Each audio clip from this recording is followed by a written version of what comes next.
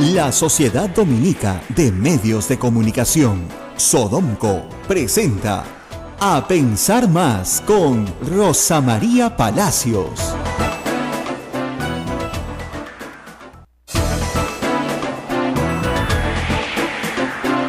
8 de la mañana, 3 minutos, bienvenidos. Esto es A Pensar Más con Rosa María Palacios en la edición de hoy, miércoles 31 de mayo del año 2017. Rosa María, buen día. Muy buenos días, Ismael, amigos en todo el Perú. 31 de mayo, fecha siempre trágica en el calendario nacional, de recuerdo permanente de defensa civil. El 31 de mayo de 1970, un terremoto gigantesco, por supuesto sacudió Ancash, el epicentro estuvo en Huaraz, y no solamente ocasionó terribles daños por el mismo terremoto, sino también por el desprendimiento de una cornisa gigantesca del Huascarán que cae y forma un espantoso alud de lodo que se lleva al pueblo de Yungay. 80.000 personas aproximadamente. Aproximadamente murieron. No se sabe en realidad el número exacto. Ustedes saben que ese entonces no teníamos la precisión de los censos que tenemos hoy, pero esa es la cantidad aproximada de muertos, dado que el alud se llevó completo el pueblo, pero absolutamente completo, tapó el pueblo.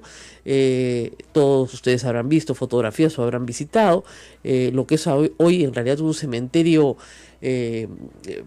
digamos, hecho por la naturaleza, donde se observan lo que queda de las palmeras de la Plaza de Armas de Yungay, que fueron las únicas que pudieron las copas terminar de observarse, para que vean la cantidad de metros de lodo que cayó sobre el pueblo.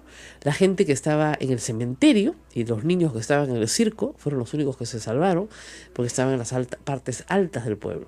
No se volvió a reconstruir un pueblo sobre ese lugar, gracias a Dios.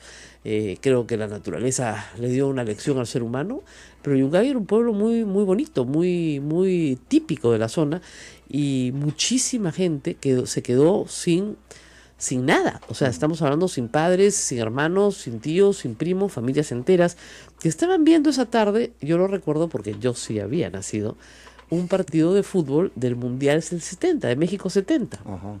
Era el Mundial, y era en esos días todo el Perú estaba pues muy animado porque el Perú había ido al Mundial, además, y le estaba yendo muy bien en sus partidos. Además estaba entrando a jugar con mucha alegría.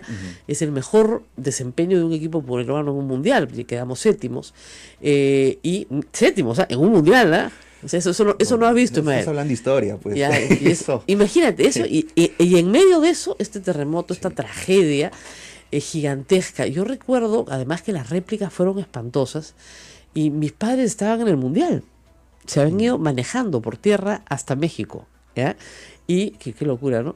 Y mi abuela, que era una mujer de armas tomar, había decidido que todos dormíamos al lado de la puerta de la calle. Bajó colchones a la sala de la casa y ahí dormíamos todos. Y había una salita donde había un pequeño televisor blanco y negro, donde recuerdo que todos veían los partidos mientras dormíamos. Éramos niños. Claro. Y nos agarraban al vuelo y nos sacaban a la calle cada vez que había una réplica grande. Recuerdo que me contaron que durante ese encuentro hubo un minuto de silencio y un homenaje, y los propios jugadores se motivaron, claro, para alentar a nosotros. Salieron con una banda negra, ajá, en el uniforme. Y esa banda de luto fue, sí, pues muy conmovedora, como ustedes comprenderán. Ganaron el partido de todas maneras. Ganaron el partido, porque no había nada que discutir. Ahora, en ese entonces no teníamos pues la capacidad de reconocimiento del problema de la manera que se hace hoy, muy rápidamente, en minutos. Tuvieron que haber vuelos de aerofotografía, me acuerdo, de las Fuerzas Armadas, de la Fuerza Aérea, y que los pasaban en las noches en los noticieros, y uno se quedaba impresionado. O sea, esto era Yungay antes, y uno veía un pueblo; esto es Yungay ahora, y uno veía un Huayco, claro, el blanco, ¿ya? Pero eso fue 2 o 3 días después. Llegar a las zonas devastadas fue muy difícil. Las brigadas de salud, las brigadas de ingenieros, y en ese entonces, recuerden ustedes, estábamos bajo un gobierno militar, o sea, se obedecía sin dudas ni murmuraciones. Las brigadas se demoraron en llegar, y hubo evidentemente mucha gente que murió después de del terremoto por las heridas causadas en el terremoto. O sea, falta de atención. La falta de atención, claro, inmediata fue un problema grande, porque hasta el hospital se cayó, hasta el hospital, claro, de Huaraz se cayó. Entonces fue un terremoto, pero como reitero, lo que más mató fue el alud gigantesco. Había una cornisa del Huascarán de hielo que estaba por desprenderse. Con el terremoto se desprende, y unos minutos después del terremoto es que esta cornisa cae sobre una laguna que está encima del pueblo de Yungay, esta laguna se rebalsa, ¿no es cierto? Y todo el rebalse de lodo cae sobre el pueblo de Yungay. Es impresionante. O sea, las dimensiones. Y uno se achica frente a la capacidad de la naturaleza. Que uno dice, no, esto no puede pasar. No puede pasar. La naturaleza es. Y se impone. O sea, sí, va por lo suyo. Igual pasa con el mar, igual pasa con los huaicos, igual pasa con... El ser humano tiene que tener respeto por la naturaleza. Y yo creo que el 31 de mayo es un día en el cual tenemos que recordar eso, que vivimos en un país donde siempre van a haber terremotos. Hace muchos años que no tenemos uno de la magnitud del que hubo en el año 70. Lima tuvo otro en el año 74. Desde el terremoto de Lima del 74 no ha vuelto a haber otro terremoto en Lima. Entonces... que va a volver a haber un terremoto, va a volver a haber un terremoto. De todas maneras, día y hora no se los puedo decir. Hay muchas expectativas en las investigaciones de la Universidad Católica, pero digamos, recién se está poniendo un pie en una teoría. Hay trabajos en Japón y en muchas partes del mundo tratando, ¿no es cierto?, de predecir terremotos, cosa que hasta ahora el hombre no puede hacer. Pero aun cuando no los podamos predecir, sí sabemos que van a haber. Entonces tenemos que construir las casas de tal manera que no sean nuestro sepulcro. Ahora, aquí nada más en nuestra región, por ejemplo en Chile, hay una infraestructura contra sismos o de prevención de sismos que es increíble. Claro. No hay tantos muertos en los últimos eventos. ¿Qué pasó en el terremoto del año 2010 en Chile? Sí hubieron 500 muertos, sí, pero por el tsunami. Claro. Por la falta de entrenamiento de la población en despejar una zona que puede ser inundada por el mar rápidamente. Entonces, aquí aprendieron pues. Y todos los eventos posteriores, que han sido de menor intensidad, pero todos los eventos posteriores han servido para entrenar a la población. Una y otra vez, y desarrollar tecnología. Por ejemplo, que en tu teléfono llegue un mensaje instantáneo que diga evacúa. Claro. De verdad. Claro. Es que después de un terremoto, Rosa María, obviamente estás en shock. No sabes qué hacer, y si estás cerca al litoral, tienes que evacuar. Ahora, la gente que vive frente al mar, por ejemplo en Pisco, en el terremoto del 2007, inmediatamente la gente de San Andrés se fue para atrás. Son pescadores con mucha tradición, conocen su mar, sabían perfectamente que tenían que ir para atrás y se fueron para atrás. Y cuando en Paracas entra el agua, entra el mar, no hubieron casi muertos porque la gente había evacuado. Conoce, o sea, si tú conoces tu zona, y si no conoces, si estás en una zona que no conoces, haz pues lo que la gente que hace ahí conoce, pues, ¿no? ¿Cierto? Sigue a los viejos. Claro, para donde corra la gente vieja, corra tú. Ellos saben, pues. Claro, pues. Saben. Entonces tienes que hacer lo que hacen los demás. Ándate a la parte más alta, igual con los huaicos. El mayor cariño del mundo, por cierto. Claro, a los huaicos, si no te vas a parar pues en medio de la quebrada para que te pase el huaico por encima, pues te paras en la parte más alta, esperas que pase. Ahora, Rosa María, es interesante apuntar esto que siempre dices y que es muy interesante. Nuestras edificaciones no son asísmicas 100%, no están diseñadas para no caerse en un terremoto de gran intensidad. Y sobre todo, les digo, acá en el centro de Lima, donde estamos en este momento en el cercado, nosotros le damos mucha fe acá al convento de Santo Domingo, porque ha resistido 400 años, como al puente Trujillo, por ejemplo, ¿no? Que como te decía, cruce por ahí, mejor no por el rayito del sol, porque el Trujillo es más sólido. Lección aprendida. Así es, entonces cruza nomás por el puente Trujillo.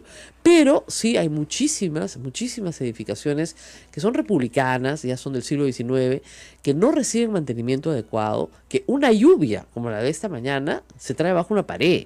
Imagínense con un terremoto. Estamos hablando sobre todo el RIMAC, Barrios Altos y la zona del Cercado.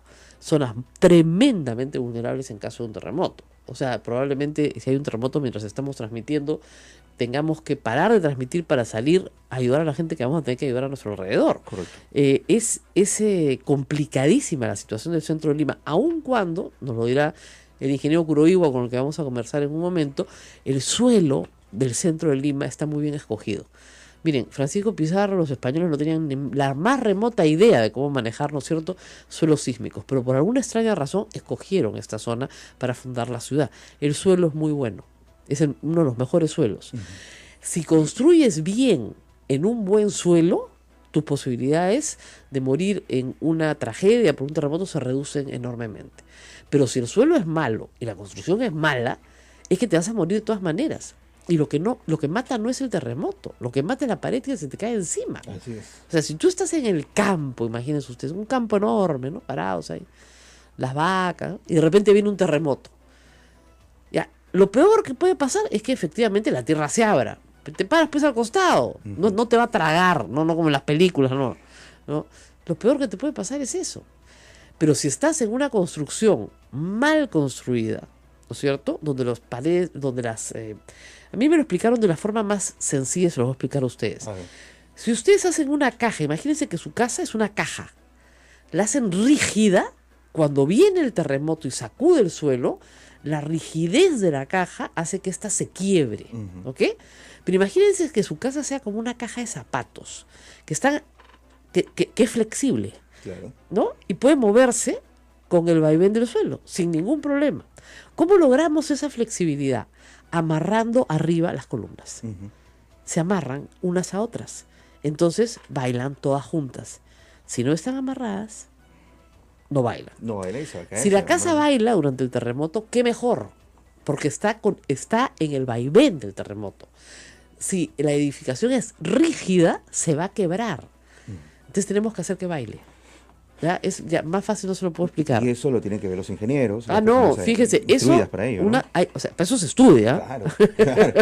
Eso no lo ve un maestro de obra. Exactamente. Un maestro de obras lo puede aprender a hacer y puede tener muchísima experiencia haciéndolo. Pero para una obra de ingeniería importante, sí, efectivamente se estudia. Y a mayor la obra de ingeniería, por cierto, muchísima más estudio y muchísima más, ¿cómo les explico? Estudio efectivamente sísmico. Tenemos en Javier Prado un edificio inmenso, el más alto de Lima, construido en el gobierno anterior.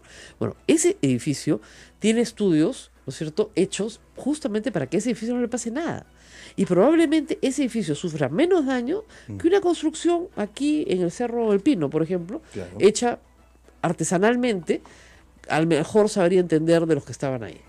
Entonces, por eso es que las municipalidades, y yo creo que tienen un rol importantísimo, tienen que hacer brigadas de ingenieros para que trabajen con las familias. La autoconstrucción en el Perú, que es enorme y gigantesca, ha sustituido toda la normalización en materia de terremotos.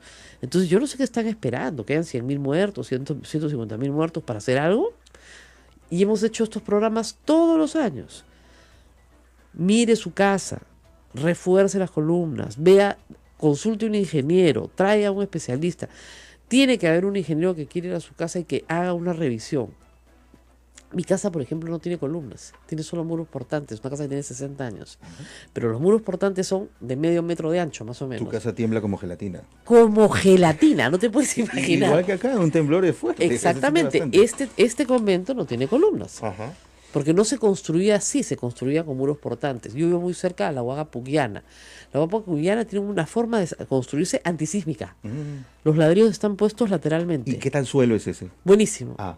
O sea, Miraflores, San Isidro, toda la parte central de Lima, Jesús María, Pueblo Libre, Breña, El Cercado, toda esa parte central de Lima es el mejor suelo de Lima. El peor suelo de Lima, ¿dónde está? Me imagino que en el Callao. No. La Molina. En La Molina, claro. Molina, suelo arenoso. Claro. Arenoso. Entonces, para amarrar la casa a la roca, tienes que cavar mucho más suelo arenoso, muy mal suelo. Entonces la gente que vive en La Molina tiene que estar muy consciente. Y mira, en el terremoto del 74, La Molina ya comenzaba a poblarse. Y los daños más graves que vimos en Lima, aparte de que se cayó eso fue por mal construido, pero se cayó en el Callao se cayó la escuela naval. Se cayó completita. Un edificio de 4 pisos. ¿Ya? Ahí se salvaron porque no estaban gracias a Dios no estaban ese día dentro de las instalaciones. Pero en el caso de los colegios, por ejemplo, Reina de los Ángeles, Villa María, quedaron destrozados en La Molina. Y muchísimas casas caídas en la época en que La Molina todavía no estaba poblada como está poblada hoy. Molina es un punto crítico en caso de terremoto, de verdad. Y el ingeniero Curoiba nos lo ha dicho 20 veces. Es uno de los peores suelos de la ciudad. No te digo Villa María de Triunfo, la zona de Lomo Corvina. Eso es arena. Claro. Eso es arena. Eso es un arenal. Entonces, claro, tú dices, no, pues son casas muy sencillas, de triple A, de un solo piso. Igual, tienes que salir corriendo. Señora, salga corriendo. Porque lo poquito que haya podido construir, le cae el muro encima. Esos muros de contención que se han hecho están bien, pero si no se han hecho bien, todo se va para abajo. Se va completita la ladera hacia abajo. Ahora, la mejor garantía que tiene un edificio no es que no se derrumbe nunca, sino que al sufrir daños no produzca la muerte de nadie, ¿no? Exactamente. Eso es lo que hay que recalcar también. Mire, que se caiga una pared, que se caigan los vidrios, ¿no es cierto? Que se descascare la parte decorativa, eso no pasa nada. Lo importante, claro, obviamente que a usted no le cae una teja en la cabeza, pues si sale, ¿no? Pero, digamos, hay que saber salir. Pero el tema es que el edificio permita, aún con los daños, que las personas puedan evacuar. Esa es la norma, ¿ya? Puede tener daños estructurales, incluso que haga después que ese edificio se declare inhabitable. Pero permite que las personas puedan evacuar. El edificio que no permite que las personas puedan evacuar, ese es el sepulcro. Y eso es bien grave. Entonces, de estos temas no se habla normalmente. A mí mis hijas me dicen que yo soy una alarmista. Yo he hecho de esto una campaña permanente. Y sobre todo en el tema de tsunamis. El tema de tsunamis, lo único que tienes que ganar es altura. Claro. 15 metros. En la costa peruana, 15 metros. Así es. ¿No? Tienes que ganar altura. Tienes que subir. Ganas 15 metros a lo largo de tu vida. Al primer cerro que tengas al lado. Ahora, hay zonas en la costa peruana, efectivamente, donde la playa es muy extendida y no hay dónde correr. Bueno, pues tienes que ganar 3-4 kilómetros para adentro.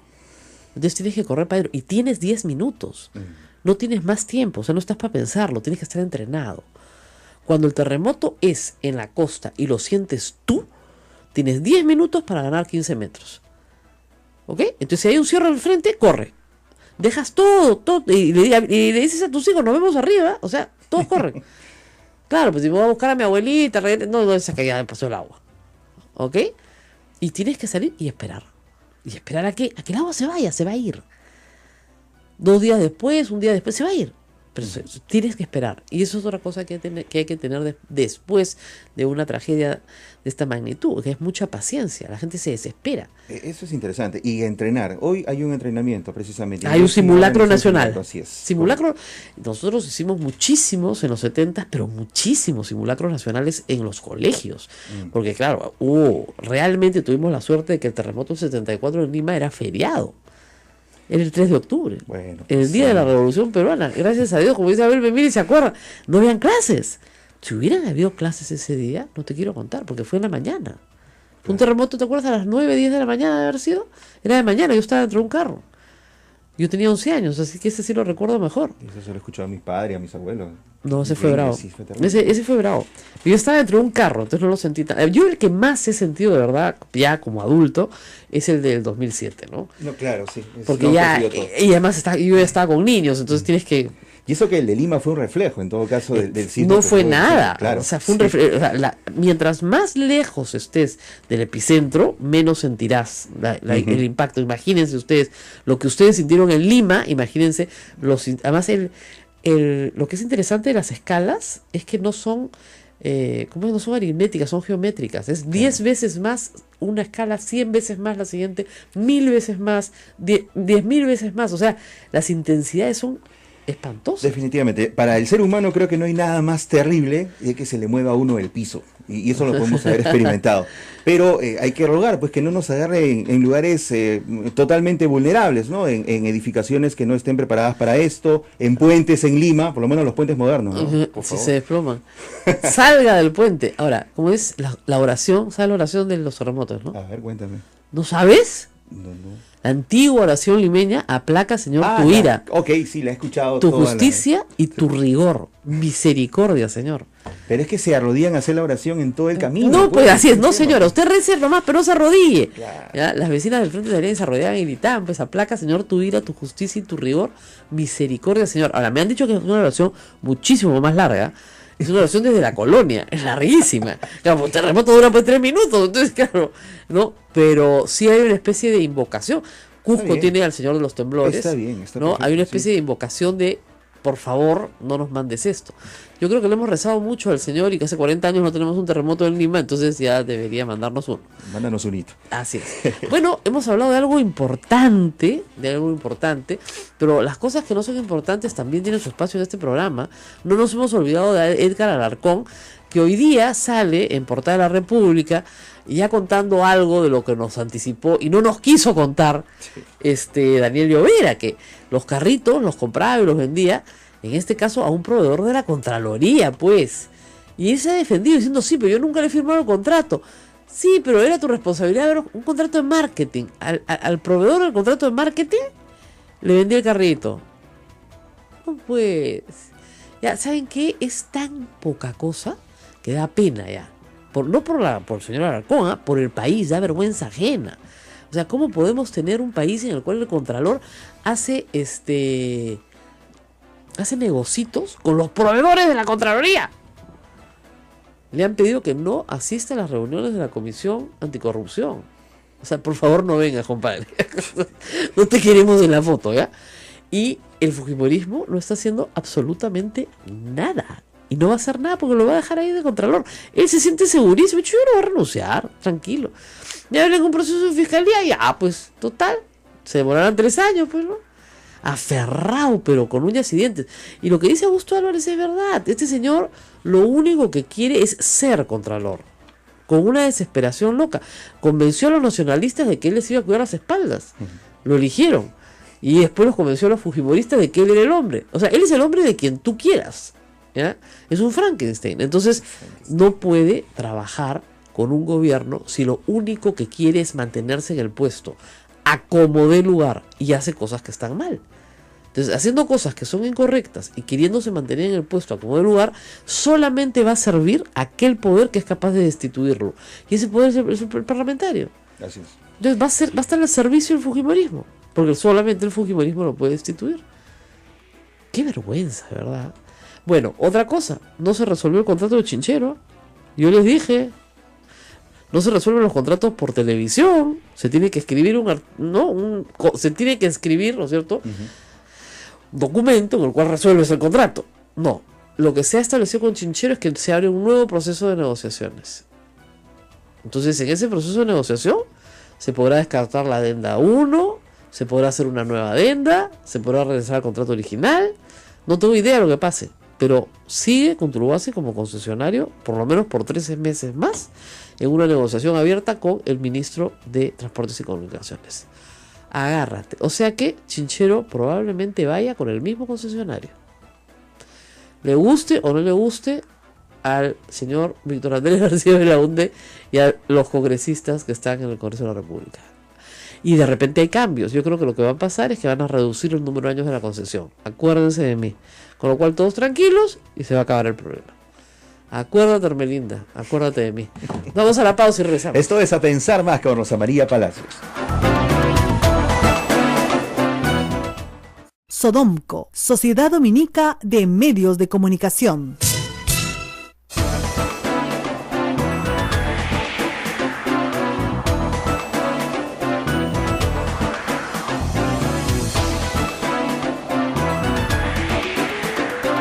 8 de la mañana, 27 minutos. Continuamos. Esto es A Pensar Más con Rosa María Palacios en las emisoras de la Sociedad Dominica de Medios de Comunicación, Sodomco. Sodomco. Bueno, la escala sísmica es logarítmica. Es lo que me dice David Farley, que siempre me corrige y me corrige bien. Sí. Ese es, pero cada vez es más grande. Bueno, Correo hoy día publica una portada con una foto. Me parece rarísimo que Correo salga con esto. ¿Correo? Rarísimo, ¿ya? Pero la foto es buenaza. ¿Ya? Es una mesa de una comida, las típicas comidas que se hacen entre funcionarios públicos, donde está Alan García, Lula y Marcelo Odebrecht. ¿Qué tal? Los tres en la misma mesa. Bien contentos, ¿ah? Ahí la mesa está bien servida. Sí, hay su vinito, ¿no? Lula bien informal, como suele ser Lula. Más bien Alan García sí, de traje formal. Y Marcelo Odebrecht mirando hacia Lula y hacia García, como diciendo, con la mano en la cara, ¿no? Como diciendo, a ver, ¿cuánta plata vamos a sacar? ¿Cuánta? Y miren, esto es el 2010, cuando Odebrecht ya tenía pésima reputación, ¿eh? Yo las 2 veces que me he reunido con gente de Odebrecht les he dicho de frente, el problema que ustedes tienen es que tienen pésima reputación. No habían acusaciones, ¿ah? Pero tenían pésima reputación. Y por algo era, pues cuando el río suena, es que porque piedras trae. Bueno, acá está Alan García, el hombre que no los conoce, que nunca los ha visto, que no paraba con ellos, que no sabe quiénes son, ¿no? Bien contento comiendo con Lula y Marcelo Odebrecht. ¿Esto es una prueba? No es una prueba, pero periodísticamente es una buena foto. Hay que decirlo, es una muy buena foto, es una buena portada y además pone a García nuevamente al lado del tema de Odebrecht, cosa que lo vuelve loco, ¿no? Porque cada vez que eso sucede, este hombre comienza a sacar cosas contra Toledo, contra Humala, no contra Keiko, por ser su amiga, ¿no? Contra quien sea, pero no contra él. Bueno, lo que leímos ayer de Maiman, la entrevista de Gorriti a Maiman, por supuesto ha tenido un rebote enorme. Me da pena porque no citan la entrevista de Gorriti, ¿eh? Son más retrecheros, una mezquindad total. O sea, tú te pasas hablando 3 horas por Skype, ¿no? Consigues tu entrevista, todo, y todo el mundo resalta el personaje de Maiman, que está bien, pero no le dan el crédito a Gustavo Gorriti. Por ahí chiquitito, ponen ahí de los reporteros, ¿no?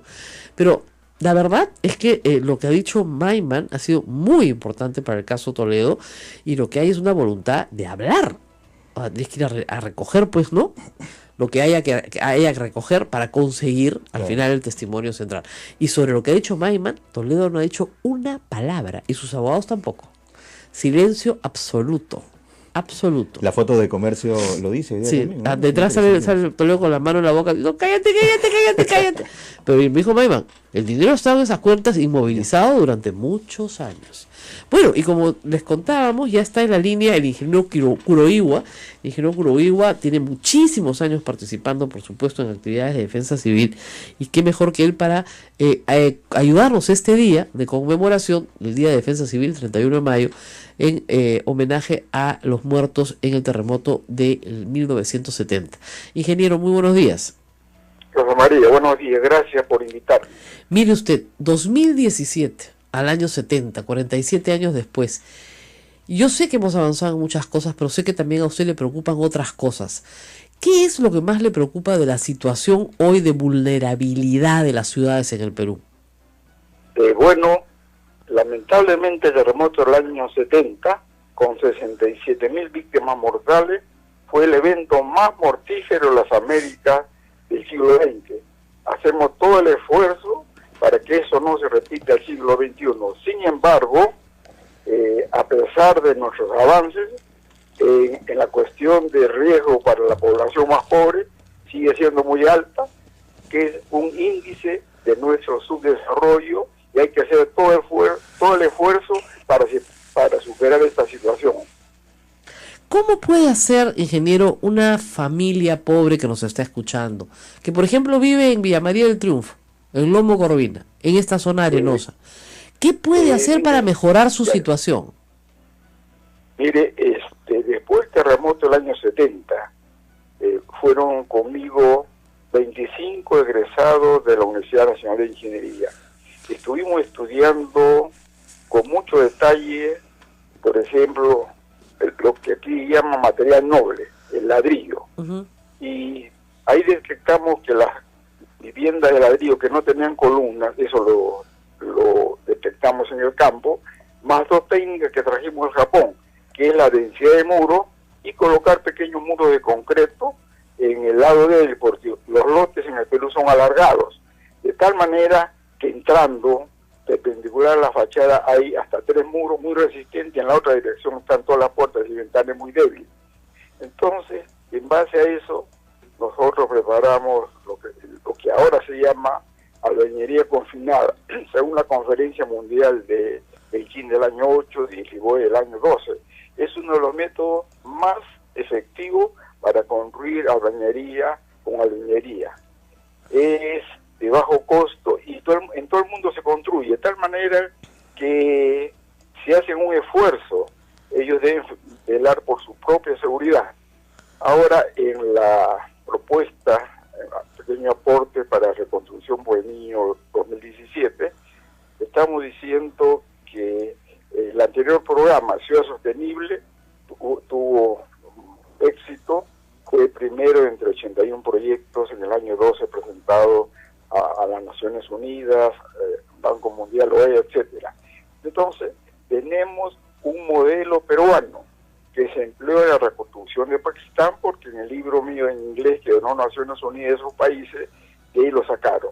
Entonces, si tenemos esa tecnología, hay que apoyar, hay que difundirlo, y que cada familia es muy sencillo para que ellos lo apliquen, ellos mismos verifiquen cuál es el riesgo de su propia vivienda. Ahora, claro, lo más crítico es que se sitúan, por ejemplo, en cerros con pendiente en arena. Ajá. Bueno, eso es lo más riesgoso, sobre todo en el cono sur, porque los asentamientos humanos están cerca de la playa y desde el mar viene la arena que pone en riesgo. Justamente, en una ayuda a memorias que le está haciendo llegar el primer ministro, estamos diciendo que, mire qué pasó en el terremoto de Arequipa de hace 2 años. Un terremoto pequeño, pero las carreteras quedaron aisladas. Es por eso que estoy proponiendo que, como dice en mi libro hace mucho tiempo, eso lo pensé desde primeras salidas al campo, que la policía y sobre todo los maestros de primaria sean capaces de incorporar a todas las comunidades, sobre todo las más pobres, al sistema de prevención de desastres en el Perú. Porque, ¿qué pasó ahí en Arequipa? Se bloquearon las carreteras y solamente pudo llegar unos cuantos funcionarios en helicóptero y se bloquean las carreteras. En cambio, la Policía Nacional y los maestros conviven con ellos. Ahora, en el programa Ciudades Sostenibles, habían 2 cosas que faltaban. En primer lugar, la participación plena de las comunidades. En segundo lugar, la actividad privada no está participando como se debe. Entonces, eso hace la diferencia con respecto al suelo resiliente que estamos relanzando en todo el país, y Lima, que no tenía programa porque comenzamos por provincia, y el propio alcalde lanzó el programa y está en plena programación para hacer de Lima una ciudad más segura. Bueno, todo lo que nos dice es muy interesante, pero tenemos en el Perú una estructura complicada. Los alcaldes tienen que asumir responsabilidad en este caso y no la asumen. Algunos sí. Justamente, Rosa María, si no aplicamos la ley de manera drástica, los alcaldes, algunos hasta propician la invasión a lugares de riesgo no reducible. Bueno, entonces, simplemente estamos aplicando ley. En el año 10, durante años estuve batallando para la gestión de Río Rosario, fuera política de Estado. Alan García regresó de Chile un poco preocupado, y en el 10 de diciembre del año 10, ya es política de Estado. Y ahora el gobierno anterior, en noviembre del año 12, dice que la gestión del riesgo de desastre es de carácter obligatorio para los funcionarios del gobierno central, regional y local. Entonces, bueno, ¿por qué Ciudad Sostenible, a pesar de tener mucho éxito y trabajamos mucho con pocos fondos, porque hubo un pequeño grupo en INDECI que trabajó muy bien y capacitamos también a profesionales de provincia, sobre todo de la Universidad Nacional? Entonces, habían 2 problemas. Uno, no había fondos. Ahora, el MES, todos los proyectos buenos le da fondos. En segundo lugar, que no tenían capacidad. Ahí es donde nosotros intervenimos.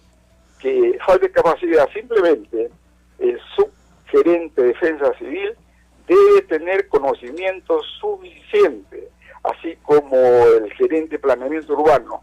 Bajo responsabilidad del alcalde, estos 2 funcionarios deben ser nombrados entre gente con capacidad, conocimiento y deseo de servicio al país. Eso se lo estoy alcanzando también al primer ministro para que eso se ponga en marcha y los alcaldes no sean simplemente actores invisibles, sino ellos asuman responsabilidad. Entonces estamos dando responsabilidad ¿a quién? A los alcaldes, al subgerente de Defensa Civil y al gerente de Desarrollo Urbano. Con esto se pueden aplicar los 170 mapas de peligro multiamenaza que tiene en todo el Perú. Yo creo que tenemos herramientas que hemos desarrollado, nuestros métodos se aplican fuera del país y es una lástima que aquí no. Por ejemplo, mi libro en inglés, que es texto para capacitar a altos funcionarios de la India, yo le envié a varias instituciones de posgrado, simplemente ni me contestaron. Entonces, yo creo que programas como el tuyo, Rosa María, nos ayudan a hablar de manera clara, enérgica, para que cada uno cumpla con su función de acuerdo a la ley. Y lo que estoy proponiendo a este gobierno como meta del año 2021, año 2020, es la acción. Y la acción es la siguiente: capacitar a nuestra población para que no esperen un pito de defensa civil y le toquen la campana, porque eso es tarde.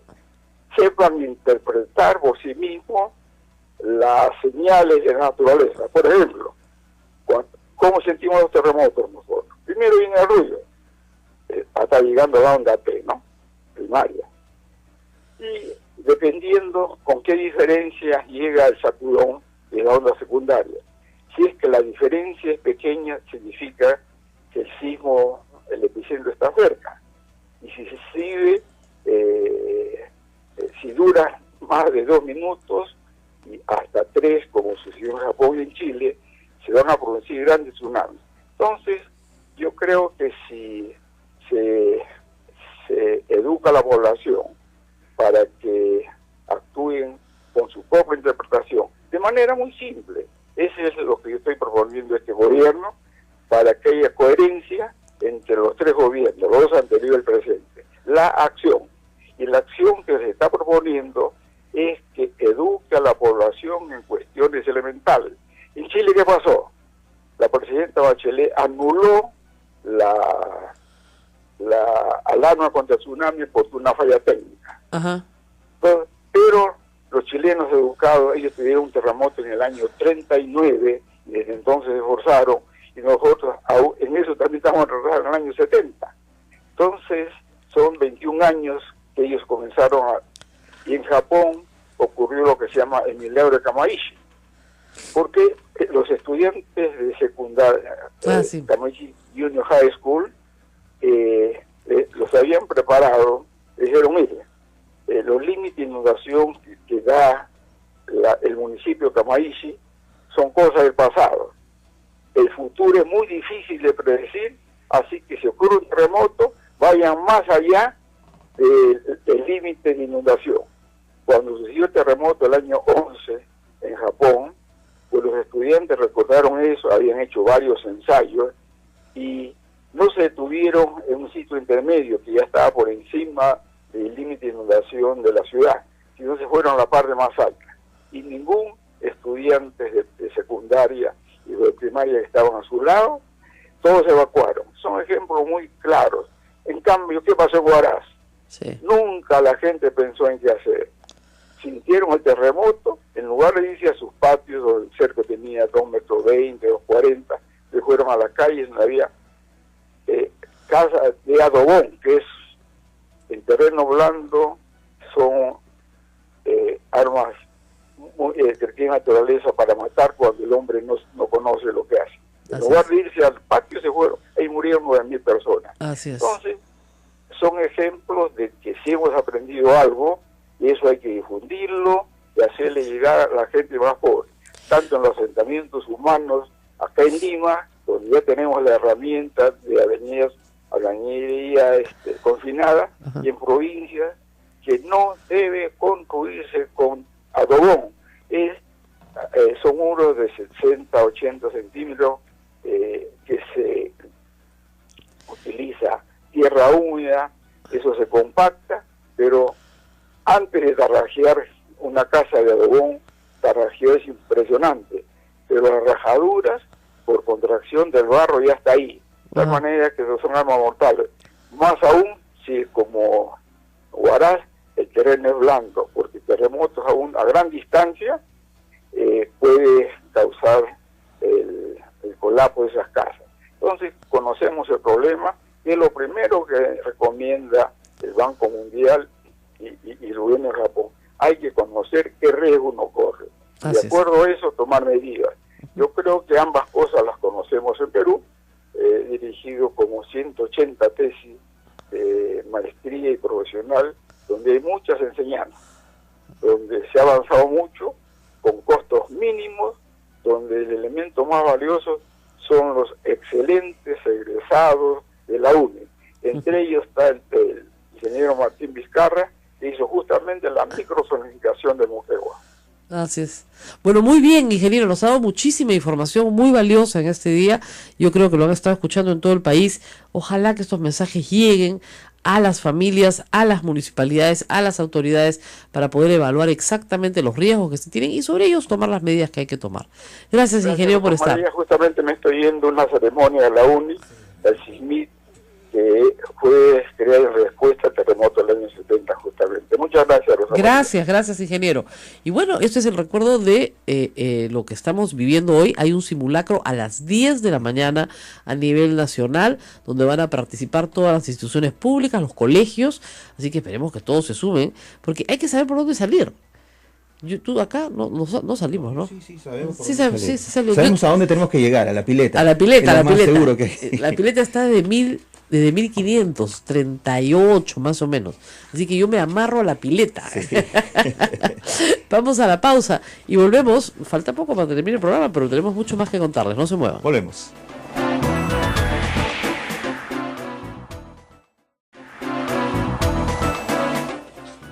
Entiendo que vamos a hablar en cualquier momento con el congresista Javier Velázquez Quesquén. Él ha presentado, o va a presentar, una moción para que se destituya al Contralor de la República. Ahora, Mauricio Müller inmediatamente salió a decir que esto lo está haciendo a título personal. Que Velázquez lo hace a título personal. Exactamente. Que no es un peligro para la Contraloría, el Contralor actualmente. No, pero digamos que el APRA, como institución, como bancada, no aprueba la destitución, o no ha aprobado la destitución de Alarcón. Pues entonces de nuevo, pues, la escopeta de dos cañones, pues, sí. ¿No? Mandas a un... Nosotros hemos apoyado, no, tú solo. Y por eso queríamos preguntarle eso, si esta es una acción individual o colectiva, dado que además la bancada prista se ha propuesto perseguir a algunas personas como mi amigo Pedro Cateriano, al cual le dan con bombo por cualquier cosa.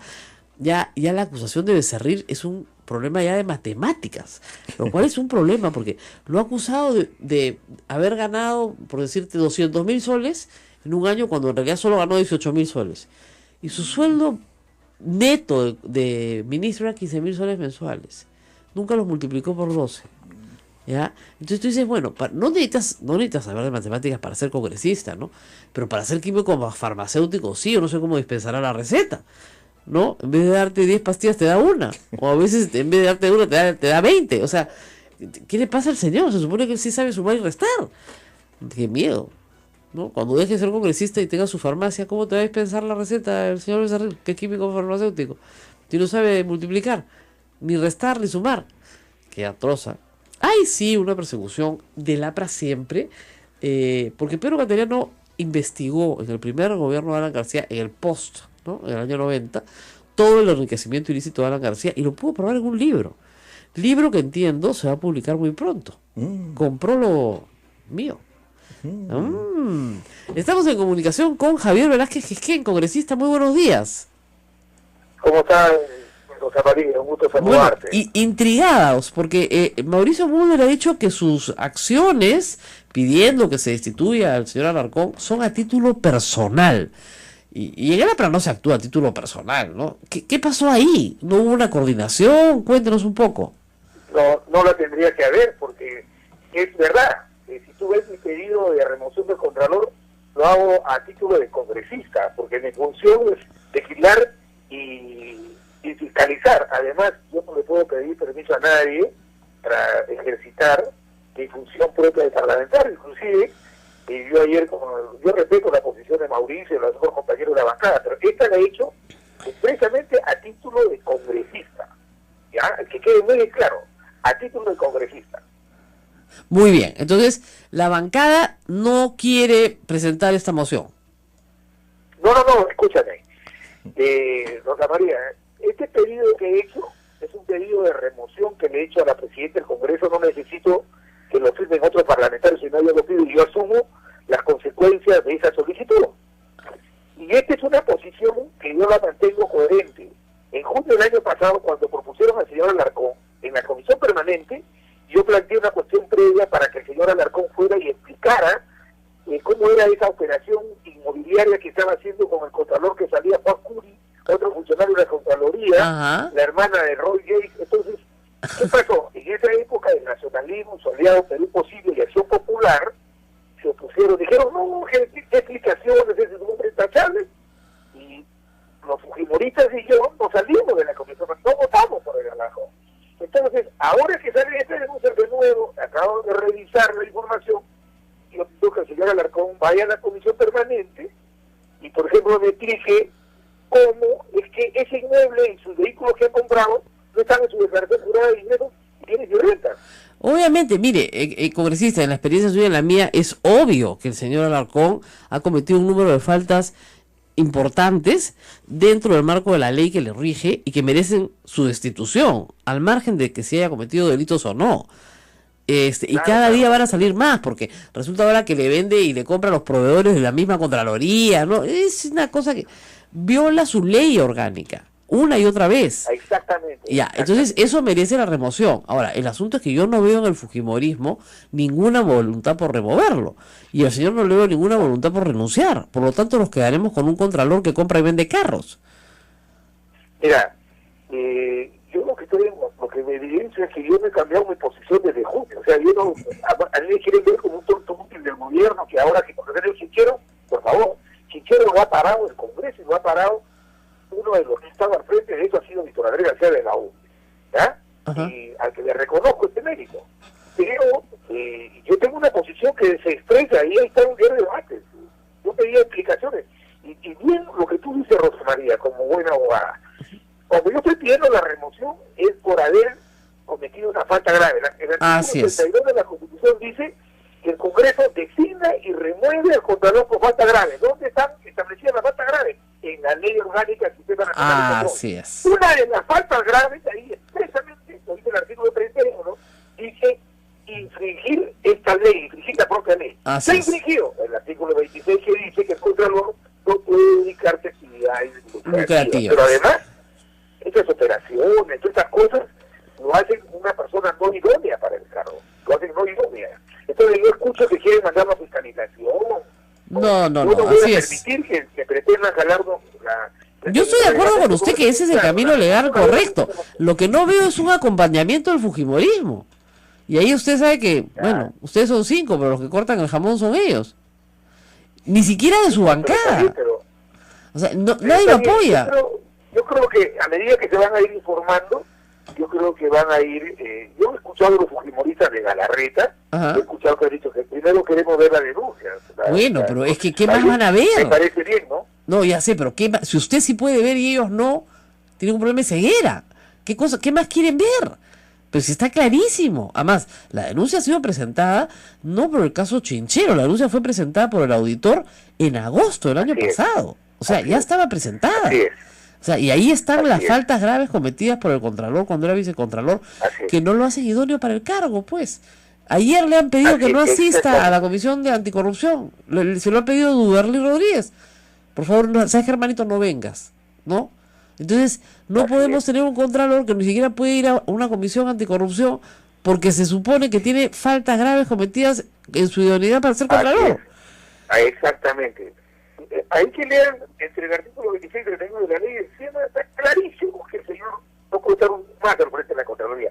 El tema de si ha cometido delito, lavado de activos o abuso, eso que lo está viendo el Ministerio Público. Yo no soy político, no soy juez, yo no soy quien para... Yo estoy escoltando mi pedido de remoción en la comisión de falta grave. El señor ha infringido la ley. Claro, corre por cuerda separada el proceso penal que se tendrá que seguir y se encontrarán los ilícitos penales y fiscalía. Por supuesto, exactamente. Pero a lo que vamos es que tiene que ser removido. No veo. Pero usted cree que lo sigan de acá al fin de semana porque, mire, van a salir más cosas, ¿ah?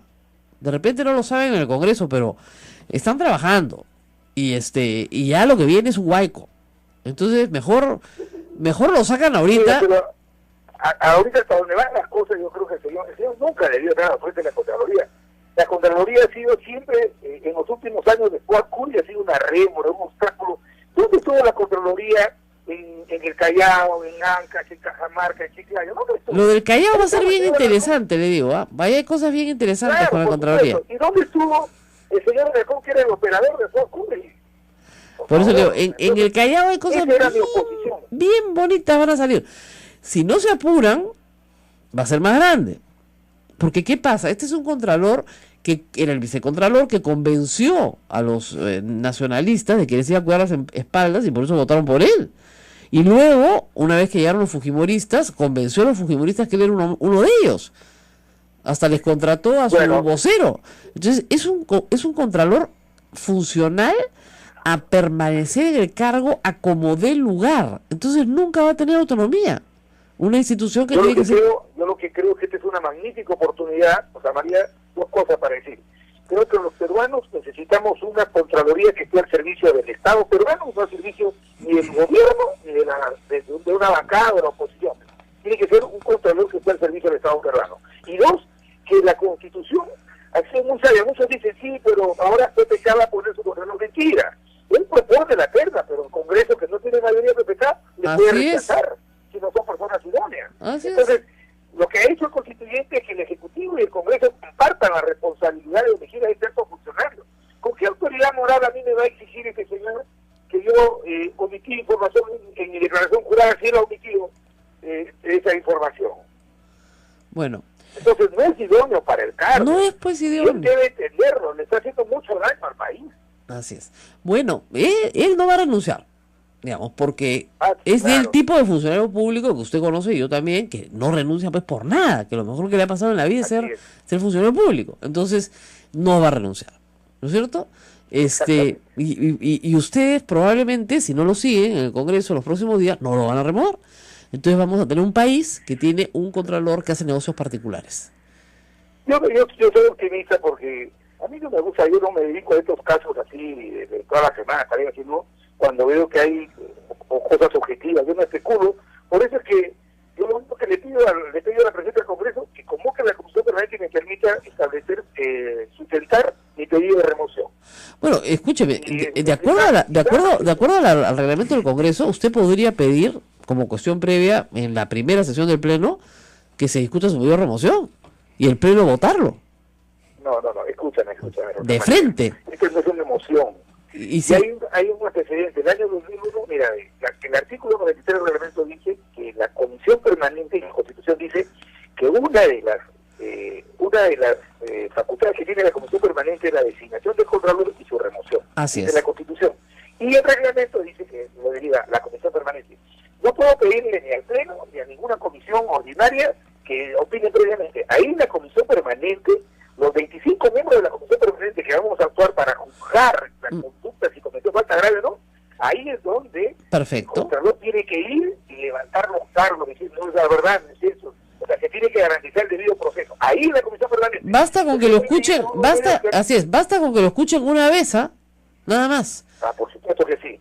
Hay un antecedente, así igualito, el año 2001, cuando se removió del cargo con esta Constitución y con este reglamento, a Carmen Igaona. Exactamente, le iba a decir exactamente lo mismo. Y se votó en una.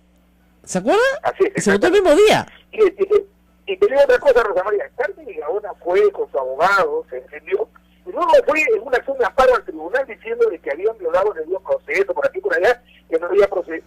Y el Tribunal Constitucional, en forma unánime, dijo, no, sí se ha respetado el debido proceso. De actas del diario de debate del Parlamento consta que usted se defendió. Bueno, entonces está clarísimo, basta con que se convoque a la Comisión Permanente. Que defienda salvó ese inconveniente. Bueno, basta con que se convoque a la Comisión Permanente, que la convoquen. Así es, Rosa María. Y se acabó. Ahora, ¿cómo va a hacer usted para convencer a sus compañeros de partido? ¿Qué le pasó a Mauricio Mulder que no la ve? ¿Cómo? No la ve Mauricio Mulder.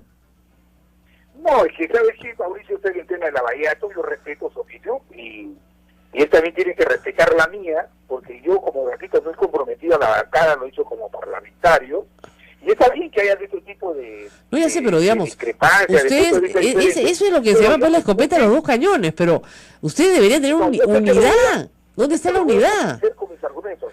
Mira, cuando yo levanté la censura a Bogotá por el tema de los gestores, también la bancada estaba de acuerdo. Sí, claro. Yo los convencí y luego el tiempo me dio la razón. Así es. Tuvo que dejarse en efectos gestores porque si no le caía la censura. Así es. Lo mismo pasó con Chinoski. Con Chinoski yo le planteé el mismo procedimiento que estoy planteando ahora a Alarcón y algunos comenzaron a decir que no conocían el procedimiento. No conocen, pues.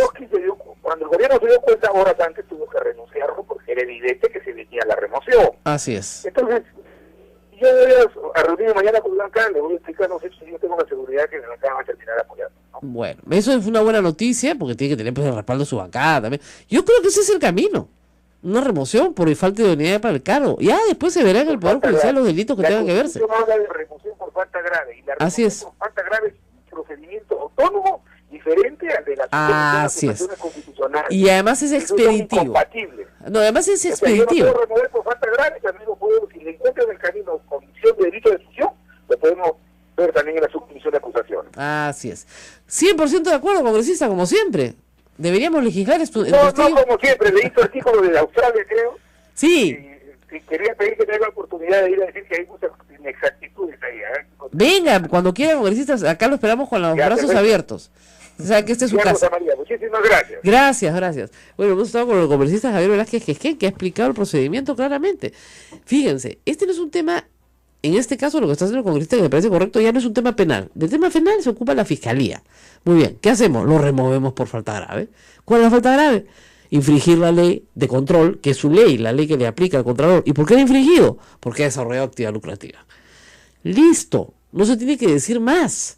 Y no tiene idoneidad para el cargo, pues. Ahora, ustedes dirán, ¿y ahora a quién van a elegir?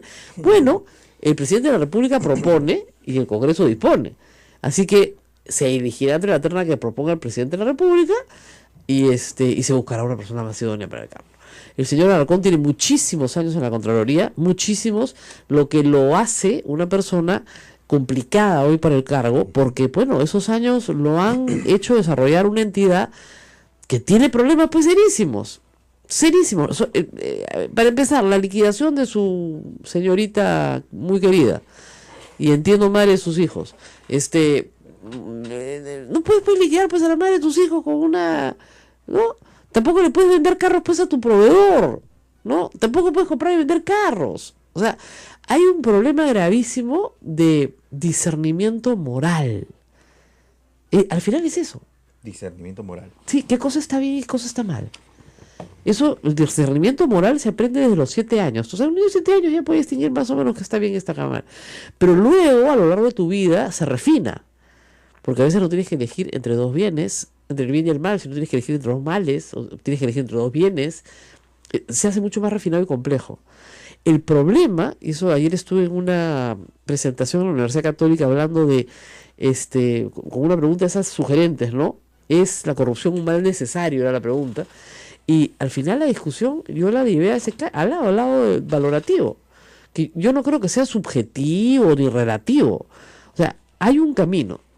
El día que la sociedad pierde el discernimiento, esa sociedad se acaba. Hannah Arendt, una filósofa judía, explicaba el Holocausto de esa manera. Los alemanes decidieron dejar de pensar. Se negaron a ser personas, dejaron de pensar, dejaron de discernir el bien y el mal y aprobaron el Holocausto. Y todo lo hicieron muy eficientemente, cumpliendo sus órdenes, ¿no? Industrialmente, ¿no? Una matanza, un genocidio industrial, si se quiere, porque dejaron de pensar. Yo creo que el Contralor tiene ese problema, ha dejado de discernir el bien y el mal. No discierne, pues. Entonces, como no discierne el bien del mal, no puede ser el Contralor. No tiene lógica. Así es, yo no espero, ¿no es cierto?, que el Contralor sea una persona que no puede discernir el bien del mal. Y no renuncia porque no entiende que lo que ha hecho está mal. Bueno, nos tenemos que despedir. Bueno, la sugerencia de renuncia ya se la hizo el portavoz de Peruanos por el Cambio, el señor Carlos Gruz, el día de ayer. Bueno, obviamente el gobierno quiere que se vaya, eso no me extraña tampoco, ¿ya? Y tal vez por una razón de conveniencia personal. Pero en el caso de nosotros, lo que estoy diciendo es que el señor no es ciudadano por el cargo, está incumpliendo la ley. Me piden que agradezcamos mucho a los que nos escriben en el Face. Eso no lo leo tanto yo, lo leí Ismael y Abel. El Face de Radio Santa Rosa. En el Face de Radio y se vacilan con eso. Y a todos los que están sufriendo por los aniegos, tengan paciencia, ¿ya? Paciencia, por el amor de Dios, paciencia. La paciencia todo lo alcanza, decía Santa Teresa. Es la única forma de sobrevivir en Lima hoy día. 10 de la mañana, simulacro. La paciencia todo lo alcanza, dijo Santa Teresa. Aguanten el tráfico, no hay otra. Ya pues ya llegó tarde, ya. ¿Qué vamos a hacer?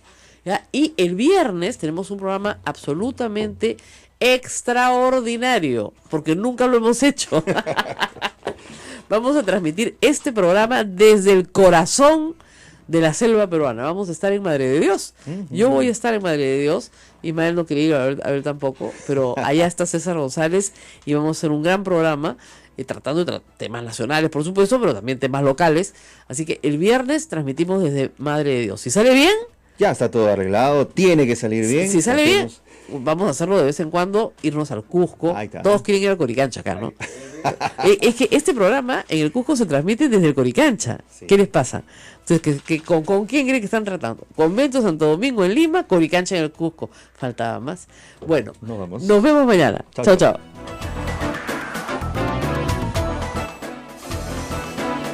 Hasta aquí, A Pensar Más con Rosa María Palacios. Este programa fue producido por la Sociedad Dominica de Medios de Comunicación, Sodomco.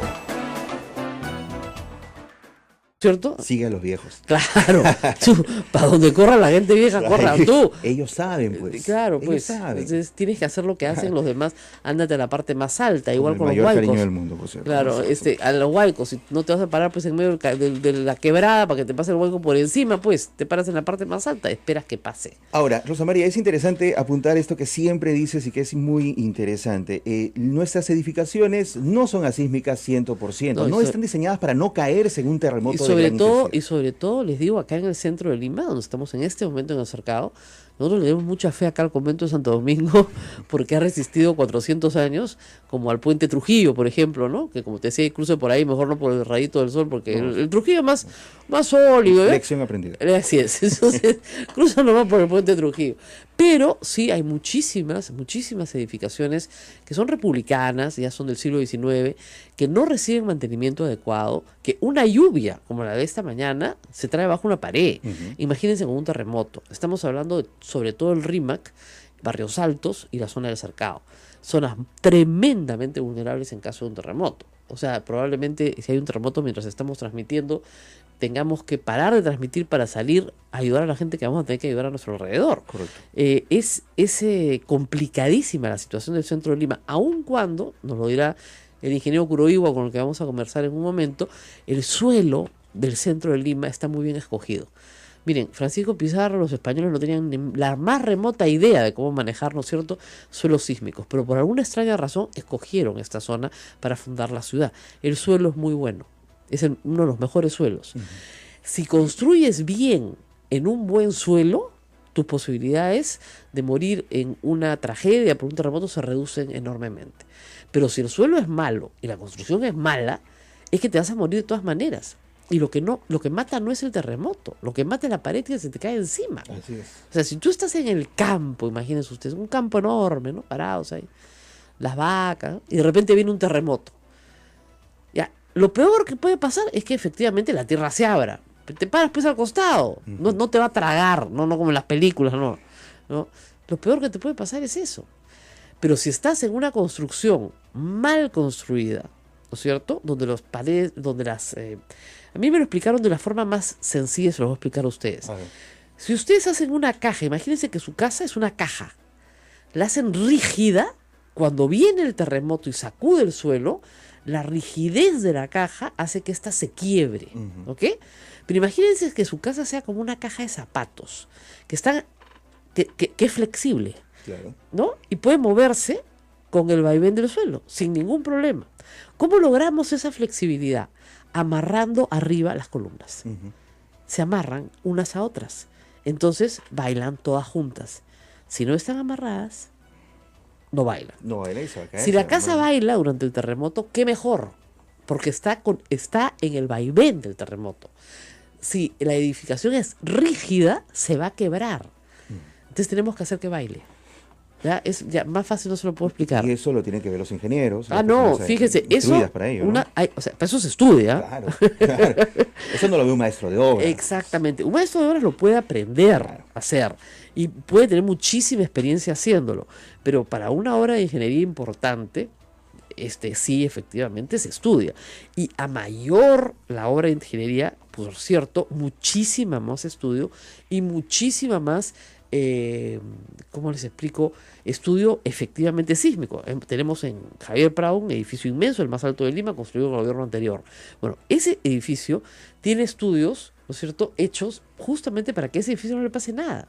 Y probablemente ese edificio sufra menos daño que una construcción aquí en el Cerro del Pino, por ejemplo, claro, hecha artesanalmente, al mejor sabría entender de los que estaban ahí.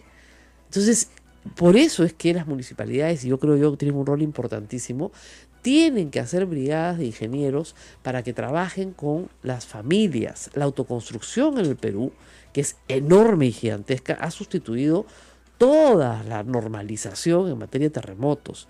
Entonces yo no sé qué están esperando, que hayan 100.000 muertos, 150.000 muertos para hacer algo. Y hemos hecho estos programas todos los años. Mire su casa, refuerce las columnas, vea, consulte a un ingeniero, traiga a un especialista. Tiene que haber un ingeniero que quiera ir a su casa y que haga una revisión. Mi casa, por ejemplo, no tiene columnas, tiene solo muros portantes, una casa que tiene 60 años. Pero los muros portantes son de medio metro de ancho, más o menos. Tu casa tiembla como gelatina. Como gelatina, no te puedes imaginar. Igual que acá, un temblor es fuerte. Exactamente, este convento no tiene columnas. Ajá. Porque no se construía así, se construía con muros portantes. Yo vivo muy cerca de la Huaga Pugliana. La Huaga Pugliana tiene una forma de construirse antisísmica. Los ladrillos están puestos lateralmente. ¿Y qué tal suelo es ese? Buenísimo. Ah. O sea, Miraflores, San Isidro, toda la parte central de Lima, Jesús María, Pueblo Libre, Breña, El Cercado, toda esa parte central de Lima es el mejor suelo de Lima. El peor suelo de Lima, ¿dónde está? Me imagino que en el Callao. No. La Molina. En La Molina, claro. Molina, suelo arenoso. Claro. Arenoso. Entonces, para amarrar la casa a la roca, tienes que cavar mucho más suelo arenoso, muy mal suelo. Entonces la gente que vive en La Molina tiene que estar muy consciente. Y mira, en el terremoto del 74, La Molina ya comenzaba a poblarse. Y los daños más graves que vimos en Lima, aparte que se cayó eso fue por mal construido, pero se cayó en el Callao se cayó la escuela naval. Se cayó completita. Un edificio de 4 pisos. ¿Ya? Ahí se salvaron porque no estaban gracias a Dios no estaban ese día dentro de las instalaciones. Pero en el caso de los colegios, por ejemplo, Reina de los Ángeles, Villa María, quedaron destrozados en La Molina. Y muchísimas casas caídas en la época en que La Molina todavía no estaba poblada como está poblada hoy. Molina es un punto crítico en caso de terremoto, de verdad. Y el ingeniero Curoiwa nos lo ha dicho 20 veces. Es uno de los peores suelos de la ciudad. No te digo Villa María de Triunfo, la zona de Lomo Corvina. Eso es arena. Eso es arena. Eso es un arenal. Entonces, claro, tú dices, no, pues son casas muy sencillas, de triple A, de un solo piso. Igual, tienes que salir corriendo. Señora, salga corriendo. Porque lo poquito que haya podido construir, le cae el muro encima. Esos muros de contención que se han hecho están bien, pero si no se han hecho bien, todo se va para abajo. Se va completita la ladera hacia abajo. Ahora, la mejor garantía que tiene un edificio no es que no se derrumbe nunca, sino que al sufrir daños no produzca la muerte de nadie. Exactamente. ¿No? Eso es lo que hay que recalcar también. Mire, que se caiga una pared, que se caigan los vidrios, ¿no es cierto? Que se descascare la parte decorativa, eso no pasa nada. Lo importante, claro, obviamente que a usted no le caiga una teja en la cabeza, pues si sale, ¿no? Pero, digamos, hay que saber salir. Pero el tema es que el edificio permita, aún con los daños, que las personas puedan evacuar. Esa es la norma, ¿ya? Puede tener daños estructurales, incluso que haga después que ese edificio se declare inhabitable. Pero permite que las personas puedan evacuar. El edificio que no permite que las personas puedan evacuar, ese es el sepulcro. Y eso es bien grave. Entonces, de estos temas no se habla normalmente. A mí mis hijas me dicen que yo soy una alarmista. Yo he hecho de esto una campaña permanente. Y sobre todo en el tema de tsunamis. El tema de tsunamis, lo único que tienes que ganar es altura. Claro. 15 metros. En la costa peruana, 15 metros. Así es. ¿No? Tienes que ganar altura. Tienes que subir. Ganas 15 metros al resto de tu vida. Al primer cerro que tengas al lado. Ahora, hay zonas en la costa peruana, efectivamente, donde la playa es muy extendida y no hay dónde correr. Bueno, pues tienes que ganar 3-4 kilómetros para adentro. Entonces tienes que correr para adentro. Y tienes 10 minutos. No tienes más tiempo. O sea, no estás para pensarlo. Tienes que estar entrenado. Cuando el terremoto es en la costa y lo sientes tú, tienes 10 minutos para ganar 15 metros. ¿Ok? Entonces si hay un cierre al frente, corre. Dejas todo, y le dices a tus hijos, nos vemos arriba, o sea, todos corren. Claro, pues si me voy a buscar a mi abuelita, no, esa que ya pasó el agua. ¿Ok? Y tienes que salir y esperar. Y esperar a que el agua se va a ir. 2 días después, un día después, se va a ir. Pero tienes que esperar. Y eso es otra cosa que hay que tener después de una tragedia de esta magnitud, que es mucha paciencia. La gente se desespera. Eso es interesante. Y entrenar. Hoy hay un entrenamiento, precisamente. Hay un simulacro nacional. Así es. Simulacro. Nosotros hicimos muchísimos en los 70, pero muchísimos simulacros nacionales en los colegios. Porque claro, realmente tuvimos la suerte de que el terremoto del 74 en Lima era feriado. Era el 3 de octubre, bueno, el día de la Revolución Peruana. Gracias a Dios, como dice Abel Memiri, ¿se acuerdan? No habían clases. Si hubieran habido clases ese día, no te quiero contar, porque fue en la mañana. Fue un terremoto, ¿te acuerdas? A las 9, 10 de la mañana de haber sido. Era de mañana, yo estaba dentro de un carro. Yo tenía 11 años, así que ese sí lo recuerdo mejor. Eso se lo he escuchado a mis padres, a mis abuelos. No, ese fue bravo. Ese fue bravo. Yo estaba dentro de un carro, entonces no lo sentí tan... Yo el que más he sentido de verdad, ya como adulto, es el del 2007, ¿no? No, claro, sí. Porque ya... Y además yo ya estaba con niños, entonces tienes que... Y eso que el de Lima fue un reflejo, en todo caso, del sitio. No fue nada. Claro, o sea, fue un reflejo. O sea, mientras más lejos estés del epicentro, menos sentirás el impacto. Imagínense ustedes lo que ustedes sintieron en Lima, imagínense. Además, lo que es interesante de las escalas es que no son... no son aritméticas, son geométricas. Es 10 veces más una escala, 100 veces más la siguiente, 1000 veces más, 10.000 veces más. O sea, las intensidades son espantoso. Definitivamente. Para el ser humano creo que no hay nada más terrible de que se le mueva a uno el piso. Y eso lo podemos haber experimentado. Pero hay que rogar pues que no nos agarre en lugares totalmente vulnerables, ¿no? En edificaciones que no estén preparadas para esto, en puentes en Lima, por lo menos los puentes modernos, ¿no? Por si favor. se desploman. Salga del puente. Ahora, ¿cómo es la oración? ¿Sabes la oración de los terremotos, no? A ver, cuéntame. ¿No sabes? No. La antigua oración limeña: aplaca, Señor, tu ira. Ok, sí, la he escuchado. Tu justicia y tu rigor. Misericordia, Señor. Pero es que se arrodillan a hacer la oración en todo el camino. No, pues así es. No, señora, usted rece nomás, pero no se arrodille. Claro. ¿Ya? Las vecinas del frente de la se arrodillaban y gritaban: pues aplaca, Señor, tu ira, tu justicia y tu rigor. Misericordia, Señor. Ahora, me han dicho que es una oración muchísimo más larga. Es una oración desde la colonia, es larguísima. Claro, pues terremoto dura pues 3 minutos, entonces claro, ¿no? Pero sí hay una especie de invocación. Cusco tiene al Señor de los Temblores. Está bien, está ¿no? perfecto, Hay una especie sí. de invocación de, por favor, no nos mandes esto. Yo creo que le hemos rezado mucho al Señor y que hace 40 años no tenemos un terremoto en Lima, entonces ya debería mandarnos uno. Mándanos un hito. Así es. Bueno, hemos hablado de algo importante, pero las cosas que no son importantes también tienen su espacio en este programa. No nos hemos olvidado de Edgar Alarcón, que hoy día sale en Portada de la República ya contando algo de lo que nos anticipó y no nos quiso contar Daniel Llovera, que los carritos los compraba y los vendía, en este caso a un proveedor de la Contraloría, pues. Y él se ha defendido diciendo: sí, pero yo nunca le he firmado el contrato. Sí, pero era tu responsabilidad ver un contrato de marketing. Al proveedor del contrato de marketing le vendí el carrito. No, pues. Ya, ¿saben qué? Es tan poca cosa que da pena ya. No por el señor Alarcón, por el país, da vergüenza ajena. O sea, ¿cómo podemos tener un país en el cual el Contralor hace negocitos con los proveedores de la Contraloría?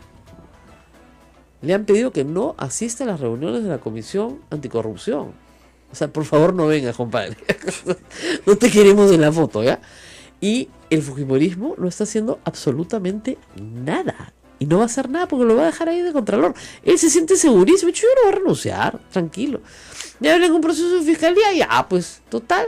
Se demorarán 3 años, pues, ¿no? Aferrado, pero con uñas y dientes. Y lo que dice Augusto Álvarez es verdad. Este señor lo único que quiere es ser Contralor. Con una desesperación loca. Convenció a los nacionalistas de que él les iba a cuidar las espaldas. Lo eligieron. Y después los convenció a los fujimoristas de que él era el hombre. O sea, él es el hombre de quien tú quieras. ¿Ya?